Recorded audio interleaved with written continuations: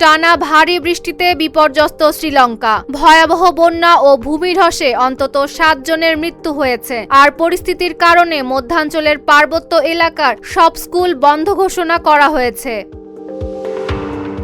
আল জাজিরার প্রতিবেদনে বলা হয়েছে, দেশটির চা উৎপাদনকারী পার্বত্য অঞ্চলে প্রবল বর্ষণে ভূমিধস ও আকস্মিক বন্যা দেখা দিয়েছে। দুর্যোগ ব্যবস্থাপনা কেন্দ্র জানিয়েছে, ভূমিধসে 2টি বাড়ি চাপা পড়ে 5 জন এবং বন্যায় আরও 2 জনের মৃত্যু হয়েছে।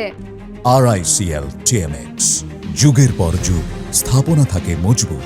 এছাড়া বৃষ্টি ও বন্যায় 129টি বাড়ি ক্ষতিগ্রস্ত হয়েছে এবং প্রায় 3,500 মানুষকে নিরাপদ আশ্রয়ে সরিয়ে নেওয়া হয়েছে। আটকে পড়া মানুষদের উদ্ধারে নৌবাহিনী ও স্থলবাহিনী মোতায়েন করা হয়েছে।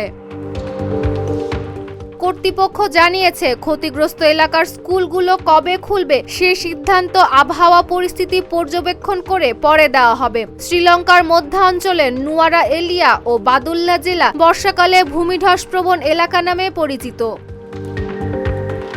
Desk report, Dhaka post.